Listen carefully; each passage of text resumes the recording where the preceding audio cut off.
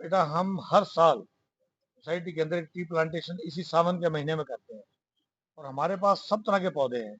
आज भी जो चंपा के लगाए हैं और लगाए हमारे पास ऑलरेडी भी है।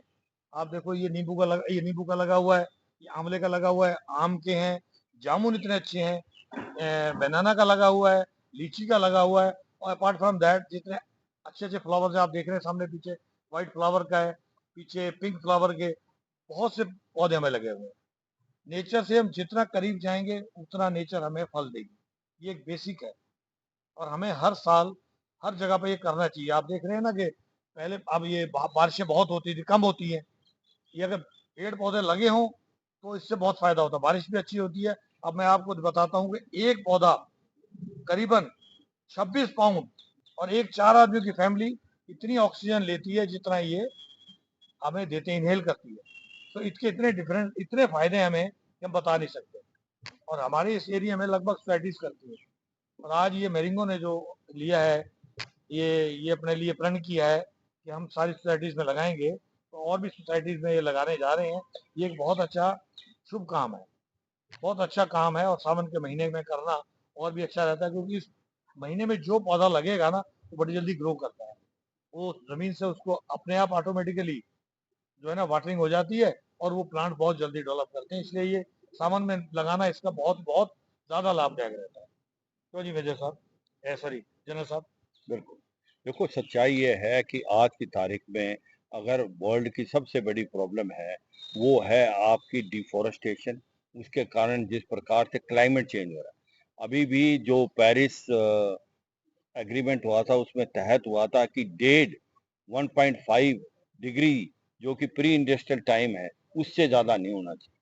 मगर जिस प्रकार से अगर आप देखें कि अफॉरेस्टेशन हो रहा है, पेड़ काटे जा रहे हैं, तो सारा का सारा माहौल पूरे वर्ल्ड में चेंज हो गया।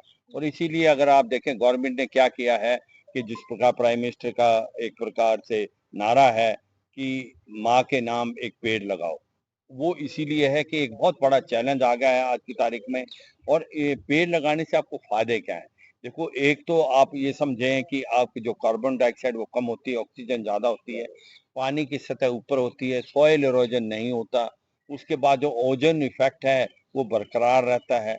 और आप देखें कि 40% जो मेडिसिन हैं वो पेड़ों से बनती है। और जो बायोडाइवर्सिटी है, जिस प्रकार से ये जानवर हैं और आपके पक्षी हैं, 70% वो इसके ऊपर डिपेंडेंट है। तो आप देखें इसका महत्व क्या है। और मैं एक और चीज बताना चाहूंगा आपको।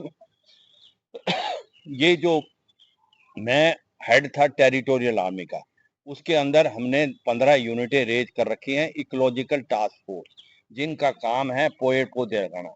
जो लोग आप जानते हैं कि यहाँ पर भी दिल्ली के अंदर एक असोला वाइल्ड लाइफ सेंचुरी है छतरपुर में, और वहां पर भी एक यूनिट है 132 टेरिटोरियल आर्मी जो राजपूत। उसमें हमने 10 साल के अंदर जो पहले हालात थे वो पूरे चेंज कर दिए हैं इस टेरिटोरियल आर्मी की यूनिट ने। वहाँ का वाटर लेवल है वो 7 फीट ऊपर हो गया है। और वहाँ पर जिस प्रकार से जो जानवर थे, पहले रेपेटाइल, स्नेक वगैरह कोई नहीं था, वो सब वापस आ गए। और ये पेड़ पौधे कैसे लगाए जाते हैं? हमारा जो सिस्टम होता है टेरिटोरियल आर्मी का, 5 साल के लिए एक जगह ली जाती है, वहाँ पेड़ पौधे लगाए जाते हैं, उसको देखा जाता है। एक चीज का ध्यान रखना, पेड़ लगाना तो आसान है, उसको मेंटेन भी करना है। उसको 5 साल तक आपने देखना है, नहीं तो उसको जानवर खा जाएंगे या वो वैसे सूख जाएगा क्योंकि उसका ध्यान नहीं। तो वहां पर हमने पूरा बायोडाइवर्सिटी चेंज कर दी है असोला वाइल्ड लाइफ सेंचुरी की, अगर आप जाके देखेंगे। मैं एक आपको केस बताता हूँ।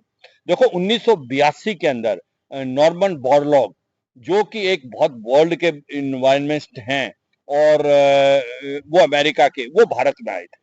तो वो जब देहरादून से मसूरी जा रहे थे, जो आप लोग गए होंगे, तो वहां शिवालिक हिल्स है। वो शिवालिक हिल्स में बहुत पेड़ काटे जा रहे थे और वो शिवालिक हिल जो था वो बिल्कुल बैरन नजर आ रहा था।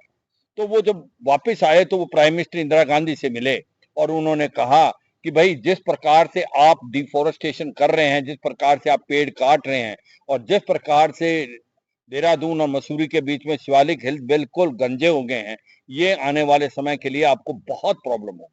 तो इसको मद्देनजर रखते तो उसको इंदिरा गांधी को बताया था प्राइम मिनिस्टर साहब को कि आप उसका कुछ करें। तो उनको ये समझ नहीं आया करें क्या, उन्होंने चीफ ऑफ आर्मी स्टाफ को रैंक किया कि आप बताएं कि क्या करते। तो उन्होंने कहा कि हम तो लड़ाई लड़ने वाली फौज है, हम ऐसा कुछ नहीं कर सकते, मगर आप मुझे टाइम दें, मैं सोच के बताता हूँ। तो फिर शाम को उन्होंने बताया कि हम जो रिटायर्ड फौजी हैं, जो कि जा चुके हैं फौज से, उनको दोबारा लेंगे और हम टेरिटोरियल आर्मी की इको टास्क फोर्स बनाएंगे।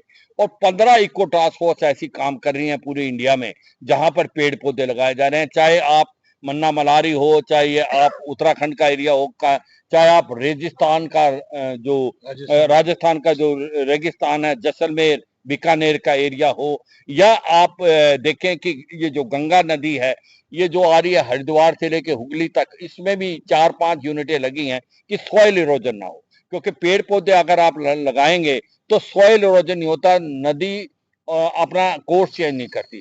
तो ये 15 यूनिटें अभी काम कर रही हैं। और जो चीज आज की तारीख में ब्राजील में भी होगी, वहां बहुत ज्यादा जंगल है, वो भी जंगल कटेंगे तो उसका असर वहीं नहीं होगा, पूरे वर्ल्ड में होगा।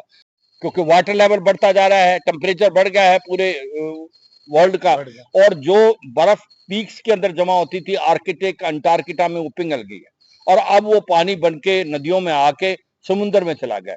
समुद्र का लेवल बढ़ गया और 20 से 30% अगले 15-20 साल में डूब जाएंगे। ये हालात होने वाले हैं।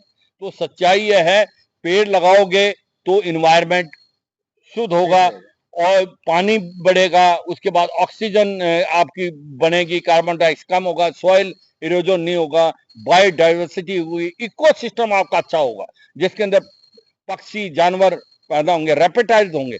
तो ये सच्चाई है, विन विन सिचुएशन है। जिस प्रकार से प्रधानमंत्री का नारा है, एक पेड़ अपनी माँ के नाम, तो ये मैं अपने देशवासियों को कहना चाहूंगा कि पेड़ लगाएं और देश को बचाएं। Thank you.